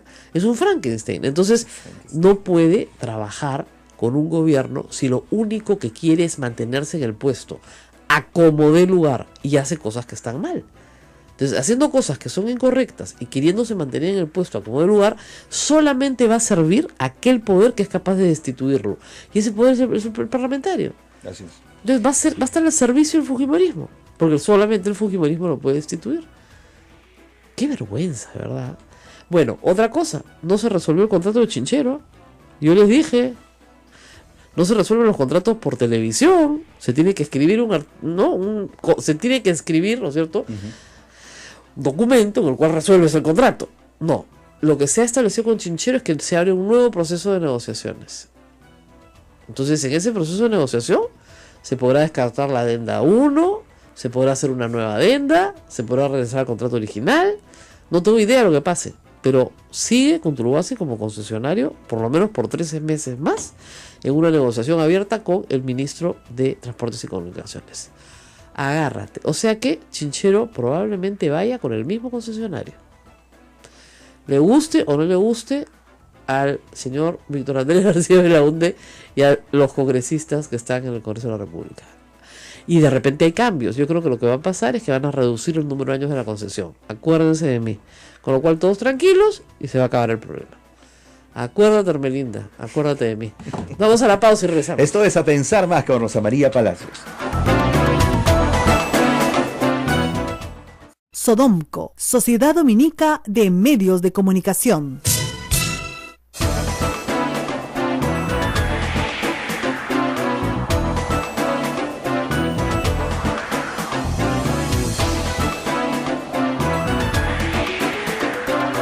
De la mañana, 27 minutos. Continuamos. Esto es A Pensar Más con Rosa María Palacios en las emisoras de la Sociedad Dominica de Medios Nacional.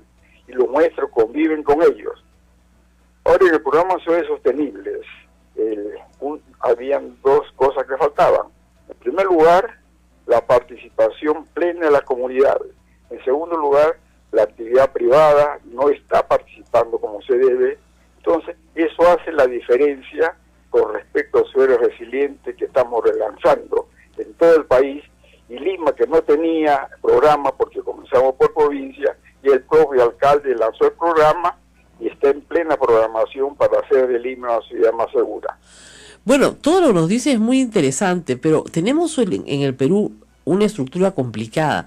Los alcaldes tienen que asumir responsabilidad en este caso y no la asumen. Algunos sí. Justamente, Rosa María, si no aplicamos la ley de manera drástica, los alcaldes, algunos hasta propician la invasión a lugares de riesgo no reducible. Bueno, entonces, simplemente estamos aplicando la ley. En el año 10, durante años estuve batallando para la gestión de Río Sastre, fuera política de Estado. Alan García regresó de Chile un poco preocupado, y en el 10 de diciembre del año 10, ya es política de Estado. Y ahora el gobierno anterior, en noviembre del año 12, dice que la gestión del riesgo de desastre es de carácter obligatorio para los funcionarios del gobierno central, regional y local. Entonces, bueno, ¿por qué Ciudad Sostenible, a pesar de tener mucho éxito y trabajamos mucho con poco fondo, porque hubo un pequeño grupo en INDECI que trabajó muy bien y capacitamos también a profesionales de provincias, sobre todo de las universidades nacionales? Entonces, habían dos problemas. Uno, no había fondos. Ahora, el MES, todos los proyectos buenos le da fondos. En segundo lugar, que no tenían capacidad. Ahí es donde nosotros intervenimos. Que falta capacidad. Simplemente el subgerente de Defensa Civil debe tener conocimiento suficiente, así como el gerente de Planeamiento Urbano. Bajo responsabilidad del alcalde, estos dos funcionarios deben ser nombrados entre gente con capacidad, conocimiento y deseo de servicio al país. Eso se lo estoy alcanzando también al primer ministro para que eso se ponga en marcha y los alcaldes no sean simplemente actores invisibles, sino ellos asuman responsabilidad. Entonces estamos dando responsabilidad ¿a quién? A los alcaldes, al subgerente de Defensa Civil y al gerente de Desarrollo Urbano. Con esto se pueden aplicar los 170 mapas de peligro multiamenaza que tiene en todo el Perú. Yo creo que tenemos herramientas que hemos desarrollado, nuestros métodos se aplican fuera del país, y es una lástima que aquí no. Por ejemplo, mi libro en inglés, que es texto para capacitar a altos funcionarios de la India, yo le envié a varias instituciones de posgrado, simplemente ni me contestaron. Entonces, yo creo que programas como el Río Rosa María nos ayudan a hablar de manera clara, enérgica, para que cada uno cumpla con su función de acuerdo a ley. Y lo que estoy proponiendo este gobierno como meta del año 2021, año 2020, es la acción. Y la acción es la siguiente: capacitar a nuestra población para que no esperen un pito de defensa civil y le toquen la campana, porque eso es tarde. Sepan interpretar por sí mismos las señales de la naturaleza. Por ejemplo, ¿cómo sentimos los terremotos nosotros? Primero viene el ruido, hasta llegando a la onda P, ¿no? Primaria. Y dependiendo con qué diferencia llega el sacudón de la onda secundaria. Si es que la diferencia es pequeña, significa que el sismo, el epicentro está cerca. Y si se sigue, si dura más de 2 minutos y hasta 3, como sucedió en Japón y en Chile, se van a producir grandes tsunamis. Entonces, yo creo que si se educa a la población para que actúen con su propia interpretación, de manera muy simple, ese es lo que yo estoy proponiendo a este gobierno, para que haya coherencia entre los 3 gobiernos, los 2 anteriores y el presente. La acción. Y la acción que se está proponiendo es que eduque a la población en cuestiones elementales. En Chile, ¿qué pasó? La presidenta Bachelet anuló la alarma contra el tsunami por una falla técnica. Ajá. Pero los chilenos educados, ellos tuvieron un terremoto en el año 39 y desde entonces se esforzaron, y nosotros en eso también estamos atrasados en el año 70. Entonces son 21 años que ellos comenzaron y en Japón ocurrió lo que se llama el milagro de Kamaishi, porque los estudiantes de secundaria, Kamaishi Junior High School, los habían preparado, dijeron, mire, los límites de inundación que da el municipio de Kamaishi son cosas del pasado. El futuro es muy difícil de predecir, así que si ocurre un terremoto, vayan más allá del límite de inundación. Cuando sucedió el terremoto el año 11 en Japón, pues los estudiantes recordaron eso, habían hecho varios ensayos y no se detuvieron en un sitio intermedio que ya estaba por encima del límite de inundación de la ciudad, sino se fueron a la parte más alta. Y ningún estudiante de secundaria y de primaria que estaban a su lado, todos se evacuaron. Son ejemplos muy claros. En cambio, ¿qué pasó en Huaraz? Sí. Nunca la gente pensó en qué hacer. Sintieron el terremoto, en lugar de irse a sus patios, donde el cerco tenía 2,20 metros, 2,40, se fueron a las calles donde había casas de adobón, que es en terreno blando, son armas que tienen naturaleza para matar cuando el hombre no conoce lo que hace. En lugar de irse al patio, se fueron, ahí murieron 9.000 personas. Así es. Entonces, son ejemplos de que si hemos aprendido algo, y eso hay que difundirlo y hacerle llegar a la gente más pobre, tanto en los asentamientos humanos acá en Lima, donde ya tenemos la herramienta de albañilería confinada, y en provincias que no debe construirse con adobón, son muros de 60, 80 centímetros que se utiliza tierra húmeda, eso se compacta, pero antes de tarrajear una casa de adobón, tarrajeo es impresionante, pero las rajaduras por contracción del barro ya está ahí. La Sociedad Dominica de Medios de Comunicación, Sodomco, presenta A Pensar Más con Rosa María Palacios.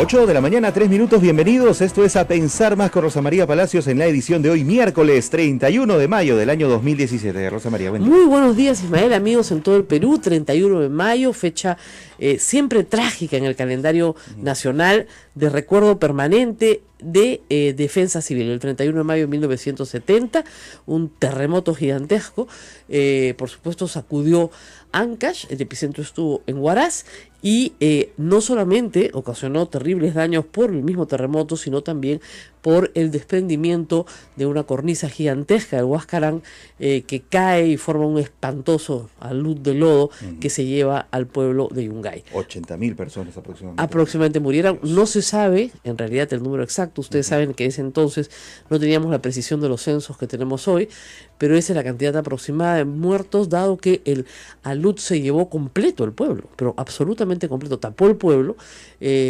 Todos ustedes habrán visto fotografías o habrán visitado lo que es hoy en realidad un cementerio, digamos, hecho por la naturaleza, donde se observan lo que queda de las palmeras de la Plaza de Armas de Yungay, que fueron las únicas que pudieron las copas terminar de observarse, para que vean la cantidad de metros de lodo que cayó sobre el pueblo. La gente que estaba en el cementerio y los niños que estaban en el circo fueron los únicos que se salvaron, porque estaban en las partes altas del pueblo. No se volvió a reconstruir un pueblo sobre ese lugar, gracias a Dios. Creo que la naturaleza le dio una lección al ser humano, pero Yungay era un pueblo muy, muy bonito, muy, muy típico de la zona, y muchísima gente se quedó sin nada. O sea, estamos hablando sin padres, sin hermanos, sin tíos, sin primos, familias enteras que estaban viendo esa tarde. Yo lo recuerdo porque yo sí había nacido, un partido de fútbol del Mundial del 70, de México 70. Ajá. Era el Mundial. Y era en esos días, todo el Perú estaba pues muy animado porque el Perú había ido al Mundial, además, y le estaba yendo muy bien en sus partidos. Además, estaba entrando a jugar con mucha alegría. Es el mejor desempeño de un equipo peruano en un Mundial, quedamos séptimos, y séptimos, o sea, en un Mundial, ¿eh? O sea, eso no has visto, Ismael. Estás hablando de historia, pues. Ya, imagínate eso, y en medio de eso, este terremoto, esta tragedia gigantesca. Yo recuerdo, además, que las réplicas fueron espantosas, y mis padres estaban en el Mundial. Se habían ido manejando por tierra hasta México, ¿ya? Y qué locura, ¿no? Y mi abuela, que era una mujer de armas tomar, había decidido que todos dormíamos al lado de la puerta de la calle. Bajó colchones a la sala de la casa y ahí dormíamos todos. Y había una salita donde había un pequeño televisor blanco y negro, donde recuerdo que todos veían los partidos mientras dormíamos. Éramos niños. Claro. Y nos agarraban al vuelo y nos sacaban a la calle cada vez que había una réplica grande. Recuerdo que me contaron que durante ese encuentro hubo un minuto de silencio y un homenaje, y los propios jugadores se motivaron para alentar a nosotros. Salieron con una banda negra en el uniforme. Y esa banda de luto fue pues muy conmovedora, como ustedes comprenderán. Ganaron el partido de todas maneras. Ganaron el partido, porque no había nada que discutir. Ahora, en ese entonces no teníamos pues la capacidad de reconocimiento del problema de la manera que se hace hoy, muy rápidamente, en minutos. Tuvieron que haber vuelos de aerofotografía, me acuerdo, de las Fuerzas Armadas, de la Fuerza Aérea, y que los pasaban en las noches en los noticieros, y uno se quedaba impresionado. O sea, esto era Yungay antes, y uno veía un pueblo; esto es Yungay ahora, y uno veía un Huayco, claro, el blanco, ¿ya? Pero eso fue 2 o 3 días después. Llegar a las zonas devastadas fue muy difícil. Las brigadas de salud, las brigadas de ingenieros, y en ese entonces, recuerden ustedes, estábamos bajo un gobierno militar, o sea, se obedecía sin dudas ni murmuraciones. Las brigadas se demoraron en llegar, y hubo evidentemente mucha gente que murió después de del terremoto por las heridas causadas en el terremoto. O sea, falta de atención. La falta de atención inmediata fue un problema grande, porque hasta el hospital se cayó, hasta el hospital de Huaraz se cayó. Entonces fue un terremoto, pero como reitero, lo que más mató fue el alud gigantesco. Había una cornisa del Huascarán de hielo que estaba por desprenderse. Con el terremoto se desprende, y unos minutos después del terremoto es que esta cornisa cae sobre una laguna que está encima del pueblo de Yungay. Esta laguna se rebalsa, ¿no es cierto? Y todo el rebalse de lodo cae sobre el pueblo de Yungay. Es impresionante, o sea, las dimensiones, y uno se achica frente a la capacidad de la naturaleza, que uno dice, no, esto no puede pasar, La naturaleza es y se impone, o sea, va por lo suyo. Igual pasa con el mar, igual pasa con los huaicos, igual pasa con... El ser humano tiene que tener respeto por la naturaleza. Y yo creo que el 31 de mayo es un día en el cual tenemos que recordar eso, que vivimos en un país donde siempre van a haber terremotos. Hace muchos años que no tenemos uno de la magnitud del que hubo en el año 70. Lima tuvo otro en el año 74. Desde el terremoto de Lima del 74 no ha vuelto a haber otro terremoto en Lima. Entonces, que va a volver a haber un terremoto, va a volver a haber un terremoto. De todas maneras, día y hora no se los puedo decir. Hay muchas expectativas en las investigaciones de la Universidad Católica, pero digamos, recién se está poniendo un pie en una teoría. Hay trabajos en Japón y en muchas partes del mundo tratando, ¿no es cierto?, de predecir terremotos, cosa que hasta ahora el hombre no puede hacer. Pero aun cuando no los podamos predecir, sí sabemos que van a haber.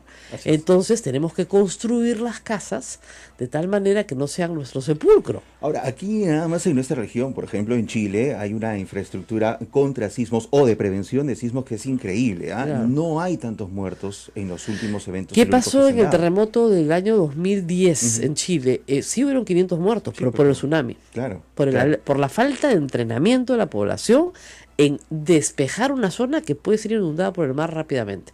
Entonces, ¿qué hicieron? Aprendieron, pues.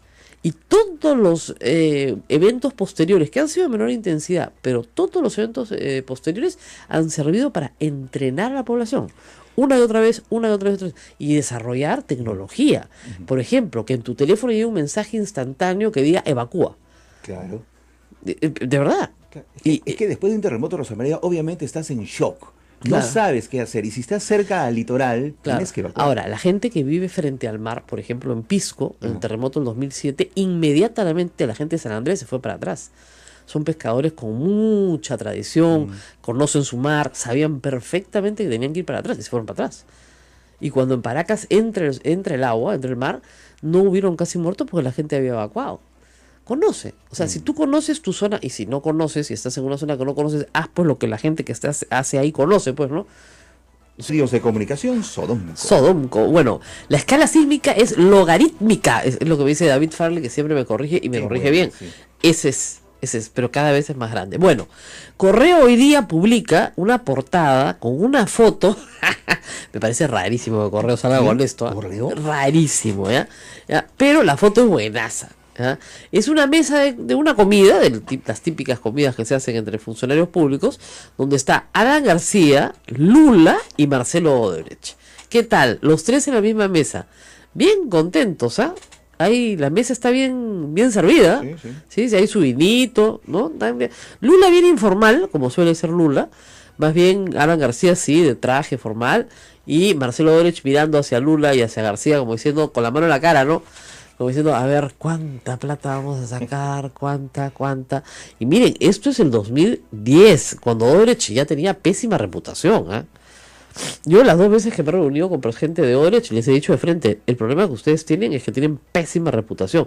No habían acusaciones, pero tenían pésima reputación. Y por algo era, pues cuando el río suena, es que porque piedras trae. Bueno, acá está Alan García, el hombre que no los conoce, que nunca los ha visto, que no paraba con ellos, que no sabe quiénes son, ¿no? Bien contento comiendo con Lula y Marcelo Odebrecht. ¿Esto es una prueba? No es una prueba, pero periodísticamente es una buena foto.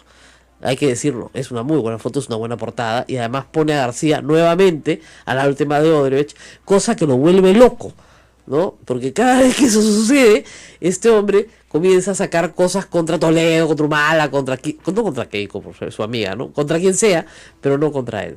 Bueno, lo que leímos ayer de Maiman, la entrevista de Gorriti a Maiman, por supuesto ha tenido un rebote enorme. Me da pena porque no citan la entrevista de Gorriti, Son más retrecheros. Una mezquindad total.